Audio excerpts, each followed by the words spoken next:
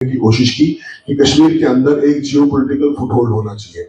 हमें समझ में ऐसा आता है कि हमने पिछले 10 साल से पूरे देश के अंदर जिस तरह की अलग जगाई की कश्मीरी हिंदू समाज का जो जो उनके साथ हुआ है वो उसका वर्णन किया, सच्चाई की बात की, लेकिन आज देश भर से जितने भी ये हिंदू संस्थाएं हमारे साथ जुड़ी है, इनका मानना है, इनका जानना है कि पन्नू कश्मीर का क्रिएशन, पन्नू कश्मीर का क्यूरेशन जो हमारे कश्मीर के घाटी के अंदर होगा, ये तभी संभव है जब देश का हर एक हिंदू कश्मीरी हिंदुओं के साथ जुड़ेगा और इस आवाज को एक आवाज में बदल के एक पन्नू कश्मीर को निर्णायक रूप में लिया जाएगा। आज की प्रोग्राम का थीम, और इसके साथ साथ हम ये चेताना भी चाहते हैं सरकार को कि अगर हमारी इस निर्णायक घड़ी को उन्होंने नजरअंदाज किया तो आज 13 जुलाई के बाद 19 जनवरी जो हमारे जिस दिन हम कश्मीर से खदेड़े गए बाहर 19 जनवरी 1990 में, वहां पर पूरे देश का हिंदू एक महासंग्राम की तरह पूरे देश जम्मू में आके ऊपर उतरेगा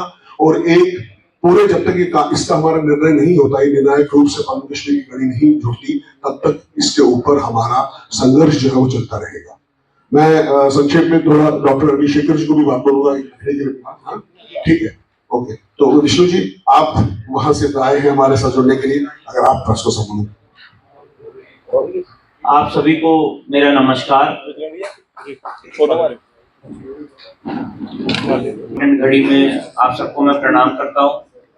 और देखिए, बात ऐसी है कि जैसे कि भी राहुल पॉल जी ने बताया, सबसे मुख्य बात यह है कि हम सब लोग जानते हैं कि किस तरह से यहाँ पे एक्सोडस हुआ, किस तरह से यहाँ पे एथनिक क्लेंजिंग हुई, किस तरह से यहाँ पे धर्म के आधार पे एक जेनोसाइड किया गया, और अभी तक जो कश्मीरी हिंदू हैं उनको न्याय नहीं मिल पाया है। तो कुछ समस्या आप सब लोग जानते हैं, समस्या पे मैं ज्यादा नहीं जाऊंगा। समाधान क्या है, हमारी मांगे क्या है, वो मैं आपके सामने स्पष्ट रूप से रख देता हूं। सबसे पहले हमारी ये मुख्य मांग है कि जो यहाँ पे 1990 के दशक में जिस तरह से भीषण नरसंहार हुआ है, उसको डिक्लेयर किया जाए कि ये एक हिंदू जेनोसाइड था, और जितने लोगों के साथ ये हिंदू जेनोसाइड किया गया है उनको चिन्हित किया जाए, डेटा कलेक्ट किया जाए, और पन्नू कश्मीर के माध्यम से उनको यहाँ पे दोबारा एस्टैब्लिश किया जाए, स्थापित किया जाए। ये हमारी सबसे पहली प्रमुख मांग है। दूसरी, हम सब लोग जानते हैं कि प्लेसेस ऑफ वर्शिप एक्ट 1991 आया, और उसमें कट ऑफ डेट थी 15 अगस्त 1947 की। ये एक्ट का मैंडेट है कि 15 अगस्त 1947 के बाद जो जिस जगह का धार्मिक स्थल है, धार्मिक स्वरूप है, वो वैसे ही रहेगा।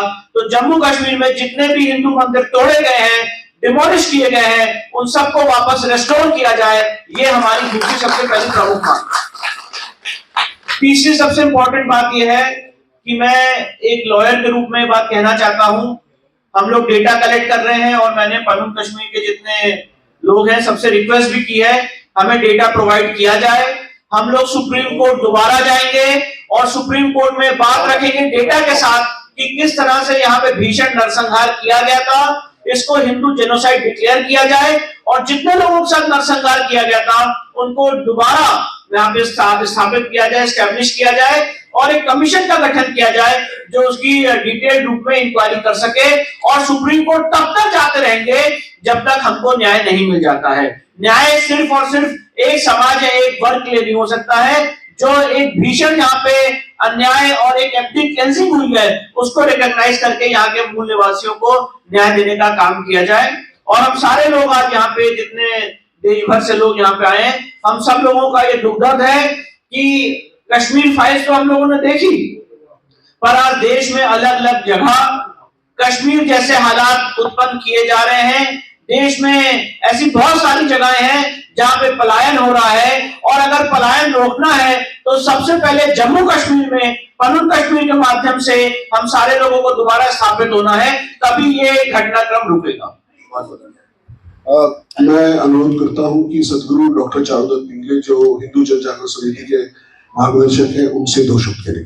हमारा जो जम्मू कश्मीर है, अगर हम भारत माँ की प्रतिमा का विचार करते हैं तो ये भारत माँ का मुख है, और जम्मू कश्मीर पर आघात यह गजवाए हिंद करने वालों का सर तन से जुदा, ये भारत माता के लिए संकेत है। यह समझकर हमें इस समस्या को देखना होगा। और सर तन से जुड़ा होता है तो केवल सर का मृत्यु नहीं तो संपूर्ण शरीर का मृत्यु होता है। तो कश्मीर, जम्मू कश्मीर को बचाना, यह भारत माता, सनातन धर्म रूपी जो भारत माता है उसकी रक्षा का अभियान है। यह समझकर हमें आगे जाना होगा। रंजीत सावरकर जी से मैं अनुरोध करता हूं अपने 2 शब्द। देखिए, 35 साल से हम आवेदन करते रहे, निवेदन करते रहे। अब आज हमने निर्धार किया है कि इसके बाद अब याचना नहीं होगी, संघर्ष होगा। और संघर्ष जब होगा तो वो कश्मीरी पंडितों का नहीं है, वो 5 लाख हिंदुओं का नहीं है। तो संघर्ष इस भूमि है कि हमारे भारत देश में, हमारे हिंदू भूमि में हिंदुओं पर अत्याचार हो रहा है। हमारे ही भूमि में हमारे धर्म बंधु यहाँ से निर्वासित होते हैं, उनका वंश सवार होता है। और मैं तो ये कहना चाहता हूँ कि ये सबसे बड़ी शर्म की बात है कि हमारे भूमि में इतना धर्म संहार हुआ, इतना वंश संहार हुआ, ये सभी ने देखा है। फिर भी हमें कानून में जाके प्रूव करना पड़ता है। मैं विष्णुशंकर जी का आभारी हूँ कि वो हमारे घर में होता है न्यायालय के, मगर ये युद्ध हमें करना पड़ता है। ये हमारा एक कमजोरी है। और मैं ये आश्वस्त करना चाहता हूँ, ये जम्मू कश्मीर के हिंदुओं का संघर्ष नहीं है, ये पूरे भारत के हिंदुओं का संघर्ष है। क्योंकि ये हमारी अभी लड़ाई शुरू हो गई, अब याचना नहीं, संघर्ष होगा। और ये संघर्ष भारत के संपूर्ण समाज, सनातनी समाज, पूरा समाज, सनातनी समाज, ये इसमें उतरना पड़ेगा। क्योंकि अगर ये लड़ाई हम हारे तो दूसरी लड़ाई हमें हर प्रांत में लड़नी पड़ेगी। जम्मू कश्मीर से जो निर्वासित हो गए बंबई में तो आ सकते हैं, मगर हम बंबई से निर्वासित हो गए तो कहा जाएगी, ये सवाल है। और मैं एक तथ्य है यहाँ पे, जब 1948 में 47-48 में जो पाकिस्तान आर्मी आ गई तो दिन है 16 अगस्त 1948, पाकिस्तान का एक स्वतंत्रता दिन, पहला स्वतंत्रता दिन। उस समय 16 तारीख को स्कर्दू गैरिसन जो है वो कैप्चर की गई पाकिस्तानी आर्मी के बाद। देखो धार्मिक उन्माद कैसा होता है। यही जो पाकिस्तानी आर्मी 15 अगस्त के पहले, 47 के पहले एक प्रोफेशनल आर्मी थी, वो एक जिहादी आर्मी बन गई। और स्कर्दू गैरिसन के बाद एक टेलीग्राम भेजा गया जो government of Maharashtra, government of India का पब्लिकेशन है, डिफेंडिंग कश्मीर। 2 लाइन का टेलीग्राम है, सुन लीजिए। इसके ऊपर हम ध्यान नहीं देते। 2 लाइन का टेलीग्राम है, वो मेजर ने भेजा। पहली लाइन है रेप्ड ऑल वुमेन, सभी महिलाओं पर बलात्कार किया गया स्कर्दू के। दूसरी लाइन है किल्ड ऑल सिख्स, तो सिख रेजिमेंट के, वहां पे सिख बटालियन के जो भी सैनिक थे उन्हें मारा गया, 2 लाइन में। और आज इसके बाद कांग्रेस ने हमें बांटा है, हम बटेंगे नहीं, हम एक होंगे। अब पूरा सनातनी एक है। ये इसके लिए हम देश भर से आए हैं। ये संघर्ष का एक शंखनाद है। श्री राम सेना के अध्यक्ष माननीय प्रमोद मुतालिक जी, आप अपने 2 शब्द। मैं पहला पनून कश्मीर का धन्यवाद देता हूं। 36 इयर्स उन्होंने जम्मू कश्मीर का जो समस्या है जीवंत रखा है और केंद्र तक, सेंटर तक उनका आवाज अभी भी गूंज रहा है।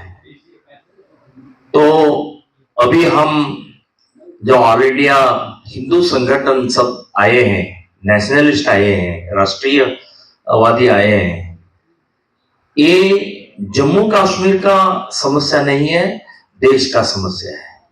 सभी 100 करोड़ हिंदुओं का समस्या है। यहां से प्रारंभ हुआ, अभी देश भर ये विष, एक कैंसर फैला गया है। कर्नाटक में लगभग 600 मिनी कश्मीर है। हमारे वहां के जगह से हिंदुओं को भगाया गया है। जैसे कश्मीर से भगाया गया वैसा ही कर्नाटक में भी 600 प्लेसेस से भगाया गया है। तो हमें आवाज कश्मीर से, जम्मू कश्मीर से ही देना है। यहां से ही हिंदू राष्ट्र का शंखनाद करना है, इसीलिए आज हम यहाँ आए हैं।